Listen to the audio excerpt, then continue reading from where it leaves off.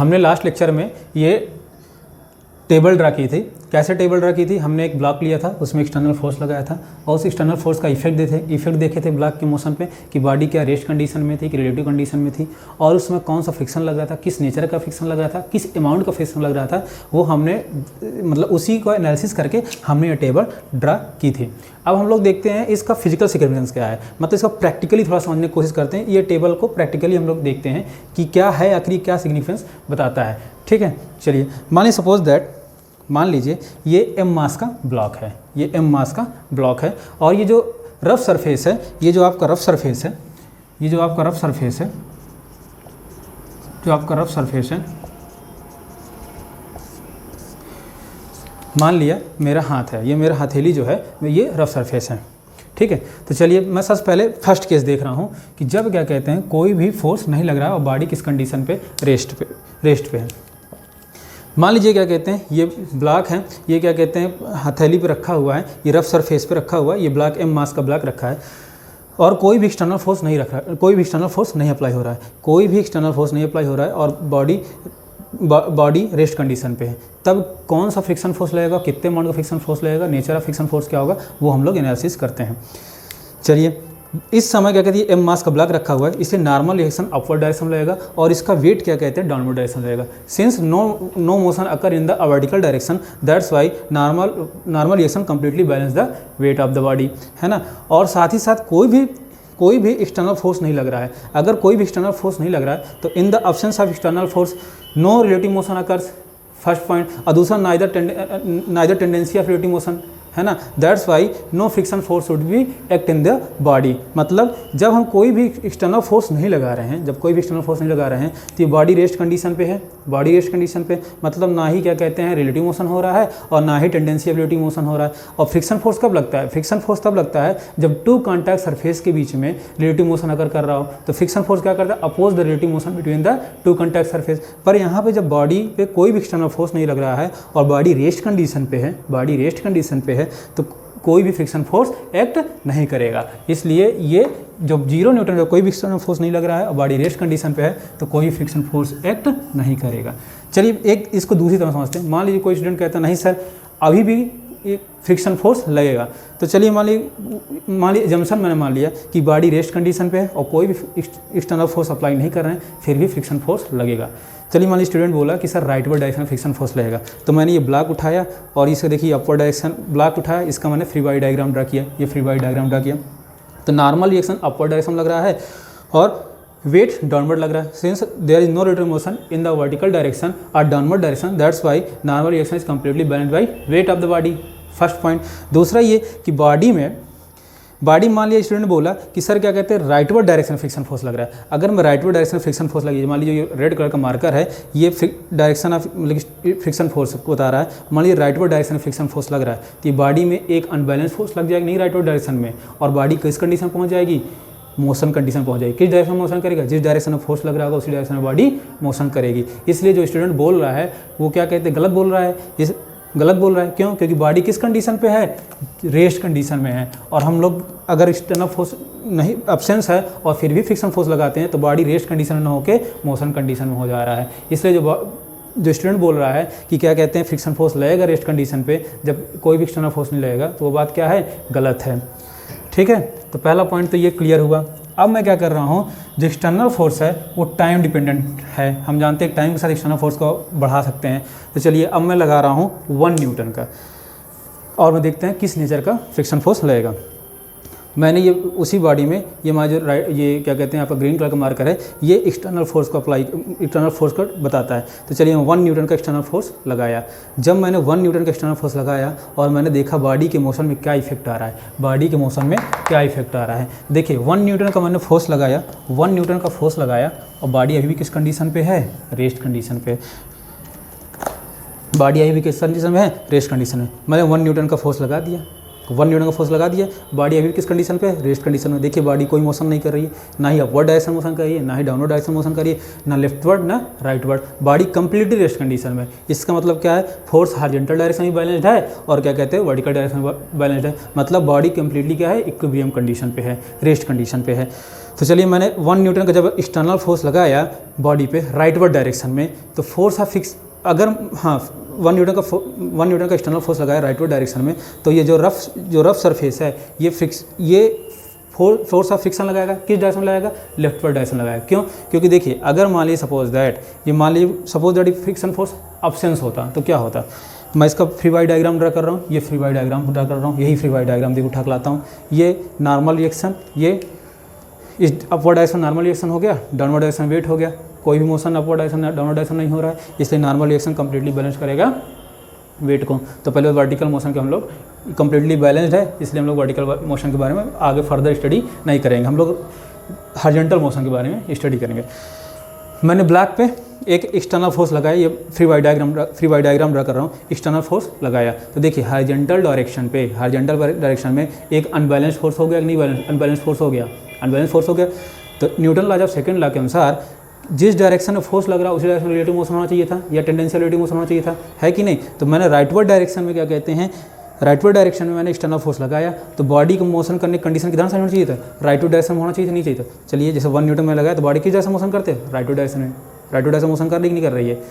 पर ये बॉडी फिर भी किस कंडीशन पे है, रेस्ट कंडीशन पे है। इसका मतलब क्या हुआ, जो मैंने एक्सटर्नल फोर्स लगाया है उसके इफेक्ट का कोई ना कोई काउंटर बैलेंस कर रहा होगा, नहीं कर रहा होगा, है कि नहीं, तभी तो बॉडी क्या कहते हैं रेस्ट कंडीशन पे है। अच्छा, इस 1 न्यूटन का इफेक्ट क्या था कि बॉडी जो है किस डायरेक्शन मोशन कर रही थी, राइटवर्ड डायरेक्शन में, पर बॉडी 1 न्यूटन लगाने के बावजूद बॉडी किस कंडीशन पे, रेस्ट कंडीशन में। इसका मतलब है Newton law of second motion में equal and opposite force must be act on the body to counter balance the effect of the applied force. और वो अप्लाइड फोर्स कौन लगाएगा, वो जो इसको क्या कहते हैं काउंटर बैलेंस करेगा एक्सटर्नल फोर्स को, वो लगाएगा रफ सरफेस लगाएगा, किस पे लगाएगा, ब्लॉक पे लगाएगा, किस डायरेक्शन लगाएगा, just opposite to the applied force. देखिए मैंने ये अप्लाइड फोर्स लगाया, और जो ये जो फोर्स लगाया किसने लगाया, रफ सरफेस में लगाया, किस पे लगाया, ब्लॉक पे लगाया, किस डायरेक्शन में लगाया, ये जो ये कैप है ये डायरेक्शन बता रहा है। देखिए एक्सटर्नल फोर्स मैंने इस डायरेक्शन में लगाया, तो फ्रिक्शन फोर्स किस डायरेक्शन लगा हुआ है, लेफ्टवर्ड डायरेक्शन में। मैंने अप्लाइड फोर्स राइटवर्ड डायरेक्शन लगाया, और ये फ्रिक्शन फोर्स किस लगा, लेफ्टवर्ड डायरेक्शन में।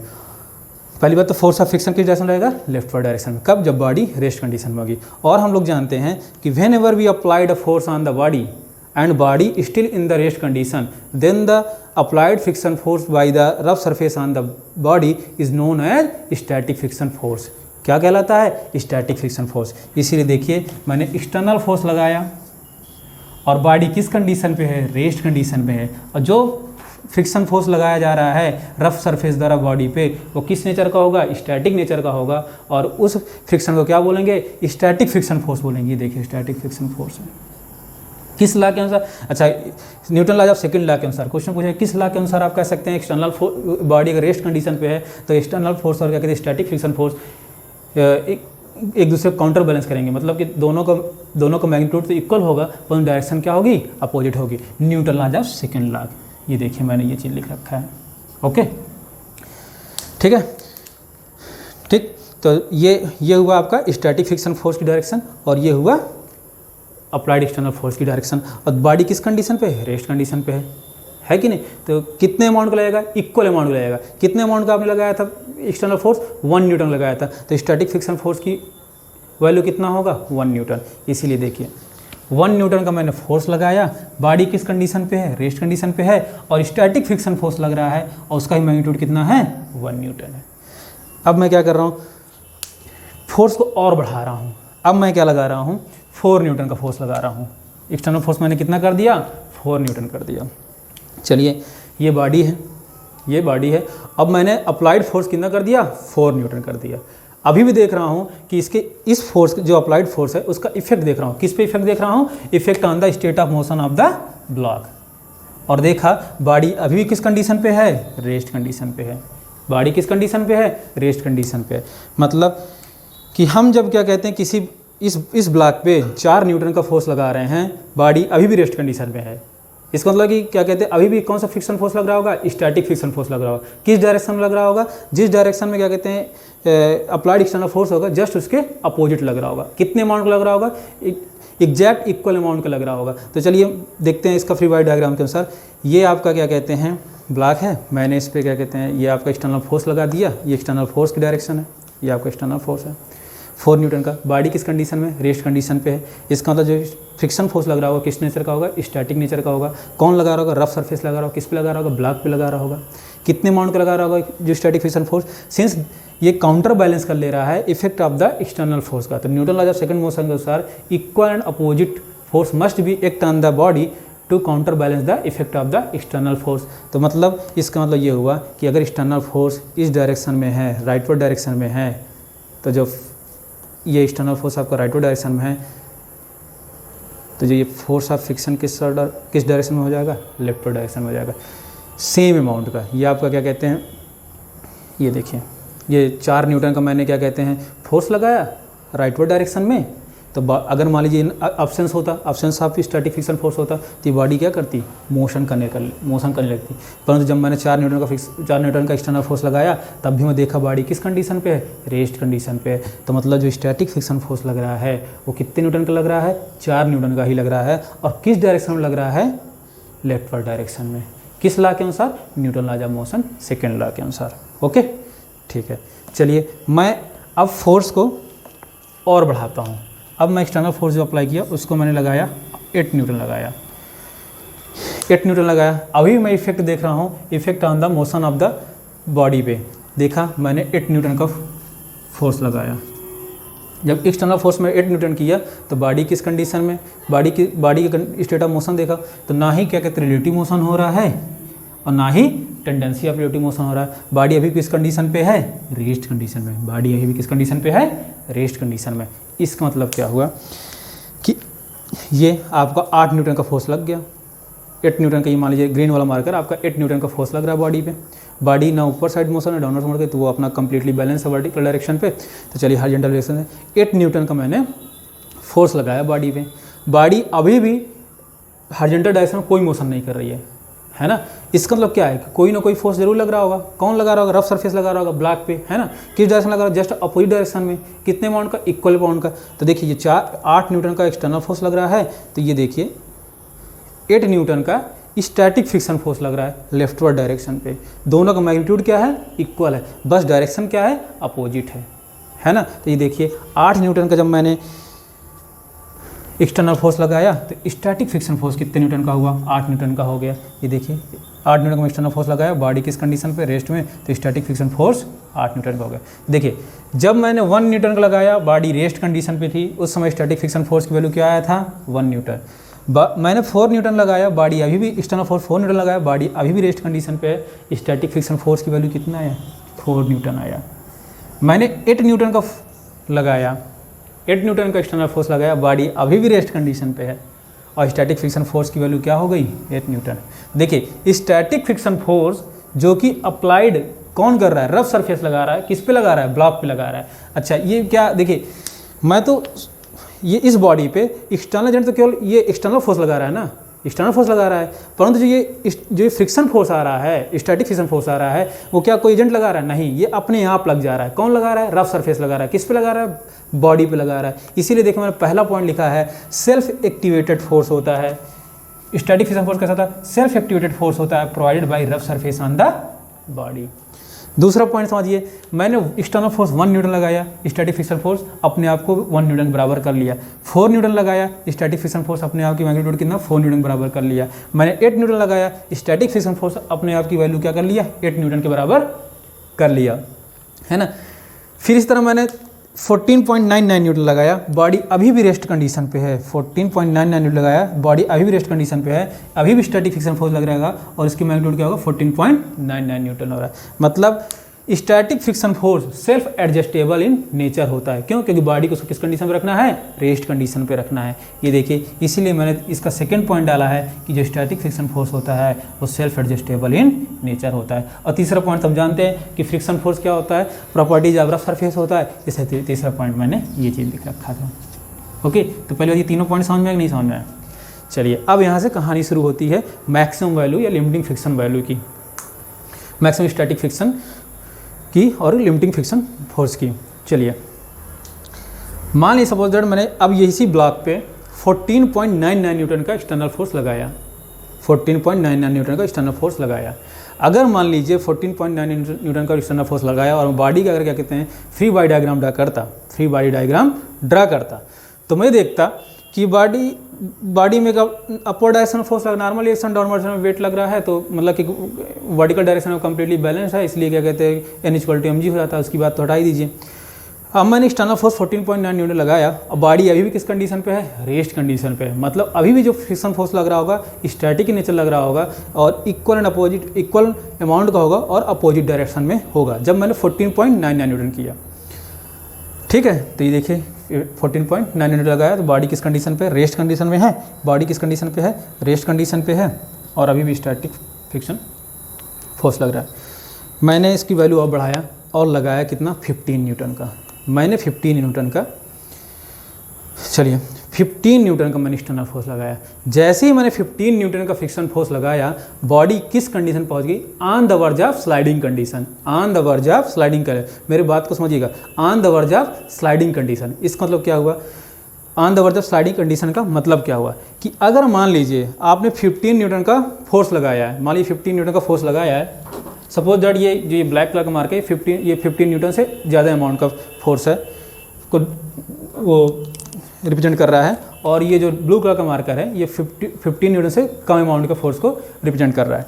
तो चलिए ये 15 न्यूटन का मैंने फोर्स लगाया, 15 न्यूटन का एक्सटर्नल फोर्स लगाया। बॉडी अभी भी किस कंडीशन पे है, रेस्ट कंडीशन पे। बॉडी किस कंडीशन पे, रेस्ट कंडीशन पे है ना, मतलब ऑन द वर्ज ऑफ, और रेस्ट कंडीशन पे तो है, तो साथ ही साथ 15 न्यूटन जब 15 न्यूटन का एक्सटर्नल फोर्स लगाया तो बॉडी किस कंडीशन में, on the verge of sliding condition. तो on the verge of sliding condition मतलब उसका आप मीनिंग समझिए। तो जब मैं 15 न्यूटन का फोर्स लगाया मतलब बॉडी में अभी कोई मोशन तो स्टार्ट नहीं हुआ, पर ये थ्रेशोल्ड ऑफ मोशन पे है, थ्रेशोल्ड ऑफ रेस्ट कंडीशन। मतलब अगर हल्का भी मैंने अगर इसमें 15 न्यूटन से ज़्यादा अमाउंट का फोर्स लगा दिया तो बॉडी क्या करना शुरू कर देगी, मोशन करना शुरू कर देगी। और उस समय जो फ्रिक्शन फोर्स लग रहा होगा स्टैटिक फ्रिक्शन फोर्स ना हो कि कैसा फ्रिक्शन फोर्स होगा, काइनेटिक फ्रिक्शन फोर्स होगा। मतलब अगर मान लीजिए 15 न्यूटन है तो अभी बॉडी किस कंडीशन में, on the verge of sliding. मतलब अगर ये एक्सटर्नल फोर्स हल्का भी तुमने थोड़ा भी इसका अमाउंट बढ़ाया, मतलब 15.001 न्यूटन कर दिया या 15.002 न्यूटन या 16 न्यूटन कर दिया या 18 न्यूटन कर दिया,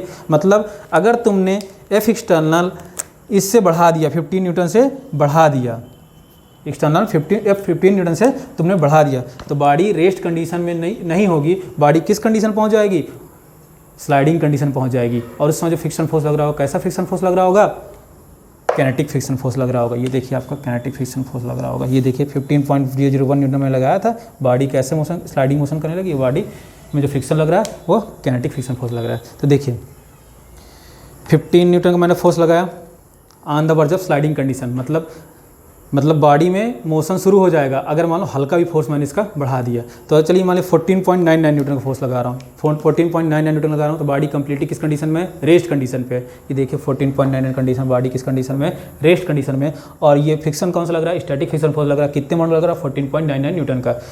मैंने लगाया 15 Newton, body on the verge of sliding condition, मतलब स्लाइडिंग शुरू नहीं हुई है, पर अगर हल्का भी अगर इसका अमाउंट बढ़ा दिया तो इसमें स्लाइडिंग कंडीशन 100% जनरेट हो जाएगी। इसलिए हमने बोला on the verge of sliding condition. ठीक है, उस समय जो इस फ्रिक्शन फोर्स लग रहा होगा, कौन सा फ्रिक्शन फोर्स लगा, स्टैटिक फ्रिक्शन फोर्स ही लग रहा है। अभी भी स्टैटिक फ्रिक्शन फोर्स लग रहा है, क्यों, क्योंकि बॉडी अभी भी किस कंडीशन में, रेस्ट कंडीशन में है ना। परंतु उस समय जो स्टैटिक फ्रिक्शन फोर्स लग रहा है उसकी वैल्यू क्या होगी, मैक्सिमम वैल्यू होगी, मैक्सिमम वैल्यू या लिमिटिंग वैल्यू। उसी को देखिए, और किसके अमाउंट बराबर होगा, जितना एक्सटर्नल फोर्स अप्लाइड होगा। तो देखिए on the verge of sliding condition में जो एफएस मैक्स होगा या लिमिटिंग वैल्यू ऑफ फ्रिक्शन होगा या मैक्सिमम स्टैटिक फ्रिक्शन फोर्स होगा, वो किसके बराबर होगा, अप्लाइड एक्सटर्नल फोर्स के।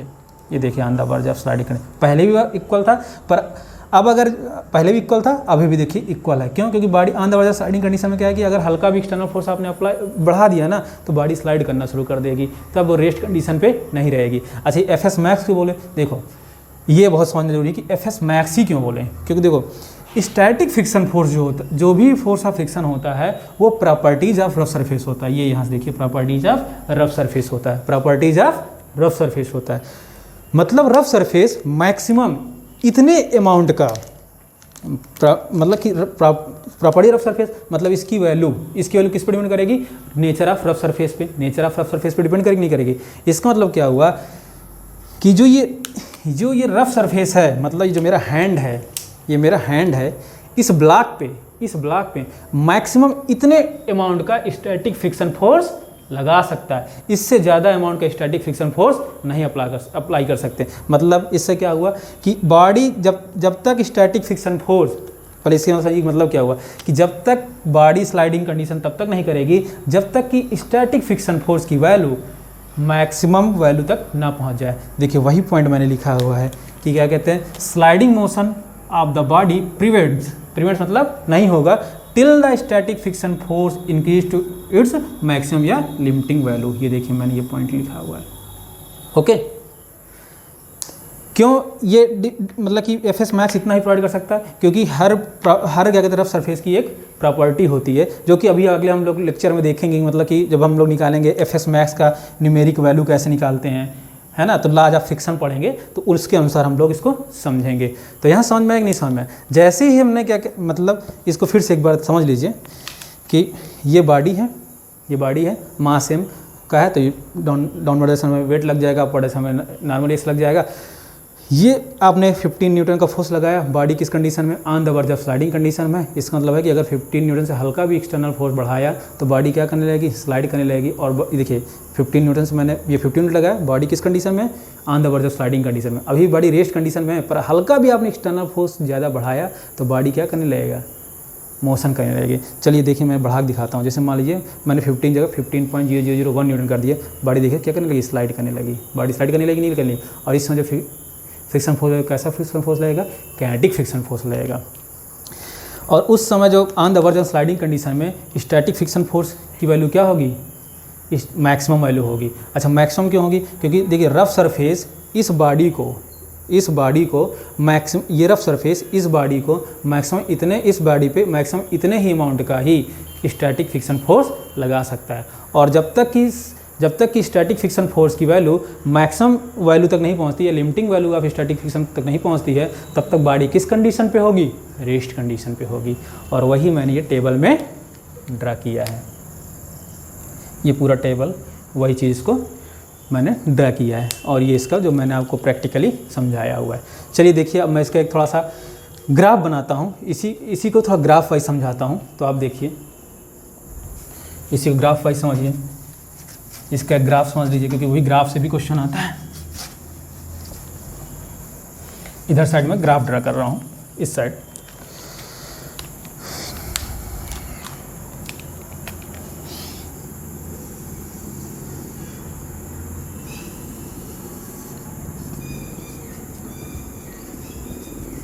ये टाइम है, एक्सिस है,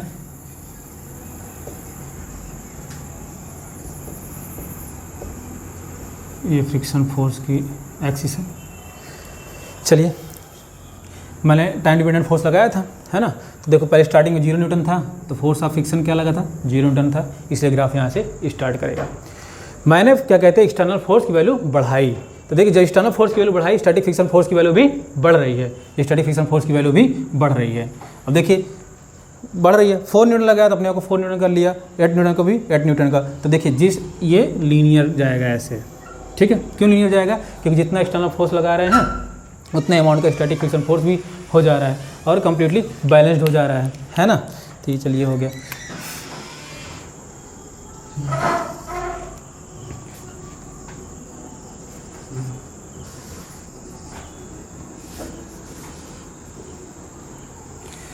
यहाँ पे बॉडी क्या है? रेस्ट कंडीशन पे है।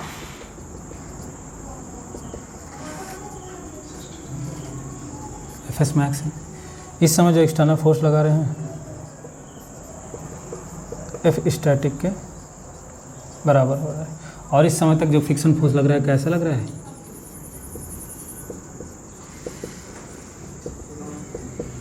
स्टैटिक फ्रिक्शन फोर्स लग रहा है। और यहाँ से बॉडी क्या कहते हैं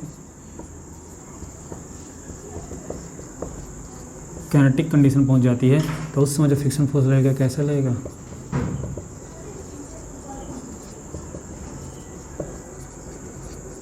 काइनेटिक फ्रिक्शन फोर्स। और यहाँ से आगे मैं समझाऊंगा लॉज ऑफ मोशन के, लॉज ऑफ वो फ्रिक्शन के अनुसार कि एफ काइनेटिक जो होता है वो हमेशा एफ एस मैक्स से क्या होगा, कम होगा। ओके, ये ग्राफिकल है इसका, ये इसका ग्राफ है। आगे अगली वीडियो में मैं और अच्छे से ग्राफ को डिफाइन करूँगा और लॉज ऑफ फ्रिक्शन पढ़ाऊँगा। Okay, thank you.